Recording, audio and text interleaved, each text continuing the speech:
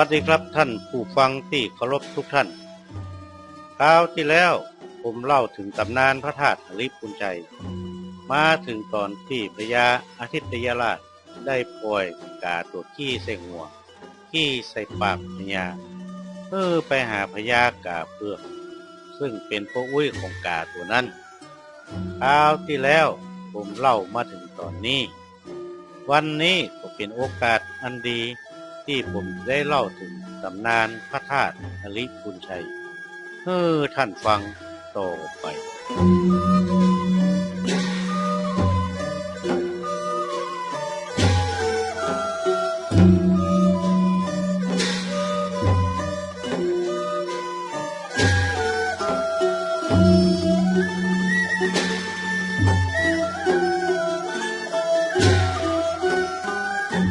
กาตัวนั้นเมื่อเป็นอิสระบินไปสู่ป่าไม้หิมพานต์แล้วก็เล่าเรื่องราวให้พญากาเผือกฟังทุกประการพญากาเผือกได้ยินหลานกล่าวจะอั้นมีความยินดียิ่งนักเป่าประกาศให้หมู่เสนากาทั้งหลายมีประมาณ500ตัวมาพร้อมกันแล้วก็ให้กา2ตัวกราบต้นไม้ข้างละตัวส่วนตัวพญากาเผือกก็เกาะอยู่บนกลางต้นไม้นั้นแล้วก็พากันบินจากป่าหิมพานต์มาสู่เมืองหริพุนชัยบินมาได้7 วัน 7 คืนก็มาถึงเมืองที่นั่น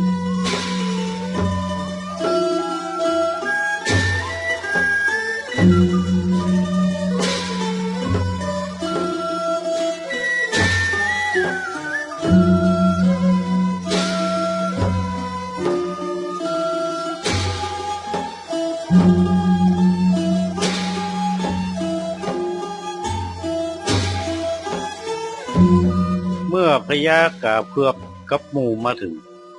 พญาอาทิตยราชต้อนรับเชิญไปที่ต้นไม้แห่งหนึ่งเลี้ยงดูด้วยอาหารการกินทุกตัวจนอิ่มหนำสำราญแล้ว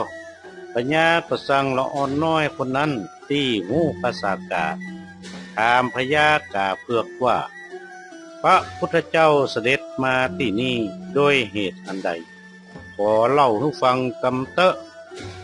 พญากาเผือกได้ฟังจากละอ่อนน้อยก็เล่าเหตุการณ์ผ่านละอ่อนให้ฟังทุกประการ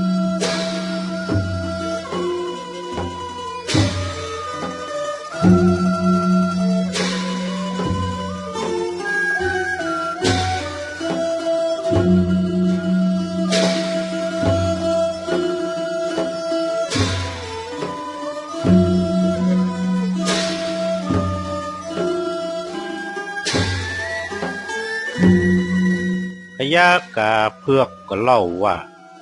เมื่อพระพุทธเจ้ายังมีพระชนอยู่ได้ประทับอยู่ณกรุงพาราณสีมีเจ้าวันหนึ่งก็เสด็จมาตั้งอากาศมายังถิ่นอัตวีก็คือเมืองหริพุนชัยในปัจจุบันเพื่อรับบิณฑบาตจากเจ้าบ้านอัตวีแล้วเทศนาสั่งสอนเพื่อรักษาศีลแล้วพระองค์ก็นั่งพักอยู่ที่นี่ก็ทรงพยากรณ์ว่าที่นี่ลื่นลมสุขสำราญยิ่งนักในปลายหน้าธาตุภูตถาคตจักประดิษฐาน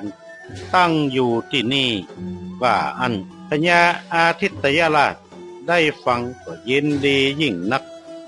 บอกพญากาว่าท่านพญากาเผือกท่านปิกไปยังป่าไม้หิมพานต์เถอะ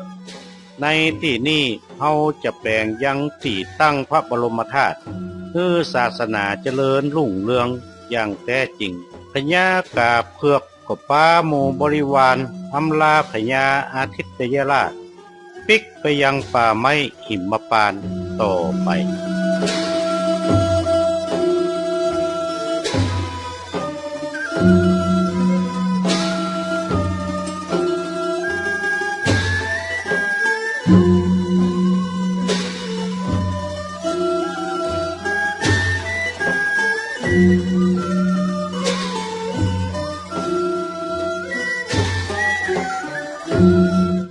พญากาเผือกปิกไปแล้วพญาอาทิตยราชก็จึงสั่งให้ลือห้องพระบังคลออกไปแล้วก็กบถมฮือลาบเรียบเพียงดีเปล่าห้องเจ้าบ้านเจ้าเมืองคือมาขุดหลุมกว้างยาวเสมอกันเป็นอันงดงามยิ่งนักแล้วก็อบหลุมด้วยธูปเทียนหอมน้ำอบน้ำหอมเป็นปันอย่างพญาก็สะเก้าดำหัวนุ่งผ้าขาวประดับด้วยเครื่องอันอลังการทำใจฮื้อบริสุทธิ์กล่าวคาถาว่าโมเจทะพันเตแปลว่าขอพระองค์จงแสดงปาฏิหาริย์อันงามแก่หมู่ข้าณการบัดนี้เถิดว่าอัน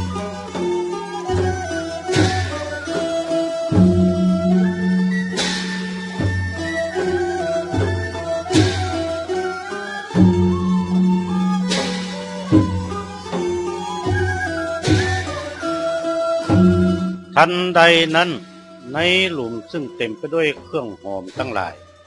ก็มีพระโกฐทองคำที่บรรจุพระบรมธาตุก็เสด็จลอยขึ้นจากหลุมขึ้นมาประมาณ1 ศอกเปล่งออกซึ่งพระรัศมีปรากฏแก่สายตาชาวบ้านชาวเมืองทุกคนต่างมีปิติยินดียิ่งนักโห่ร้องคึกก้องไปทั่วบริเวณนั้นแล้วก็แสดงปิติ5 ประการคือเอาผ้าโพกหัวควัดแกว่งแล้วก็ทอดบูชาบางคนก็ทอดเครื่องประดับแหวนคุณพลจักเก้าดอกไม้คำมาวางบูชาก้องก็เอาธูปเอาเทียนเครื่องหอมเข้าบูชาก้องก็จ้อยซอเล่นดนตรีตั้งหลายไปเพื่อเป็นการบูชาก้องก็ยกมือสาธุเซ็งแซ่บูชาณที่หัน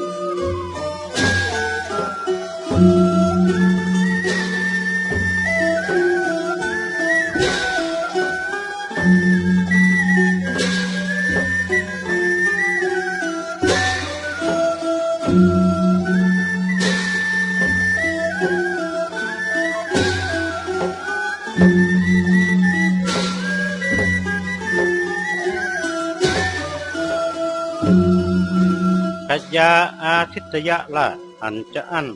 มาคำนึงในใจว่าพระบรมธาตุของพระศาสดา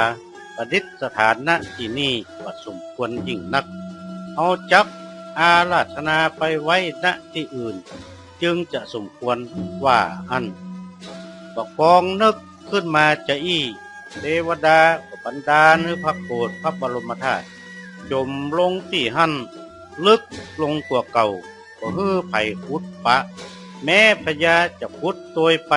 ลึกลงเท่าใดก็ตามก็บ่สามารถปะพระโกฐพระบรมธาตุแห่มต่อไป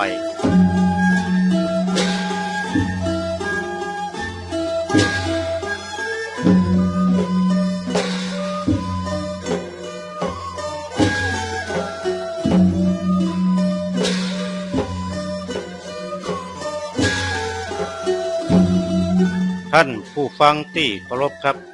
นี่คือเรื่องราวของพระบรมธาตุอริพุนใจซึ่งมีอยู่ในตำนานมูลศาสนาของคนเมืองของเราเหตุการณ์จะเป็นอย่างไรต่อไปผมคงจะได้เล่าต่อในคราวหน้าก่อนจากกันในวันนี้ผมขอฝากคำบักเก่าเอาไว้ว่าจะไปเข้าบ้านเมื่อเปิ้นเสียของจะไปลงหนองเมื่อป่าท่านหายวันนี้ผมนานวาดขอวาดวางลงเต้าอี้เต้านี้แลสวัสดีครับ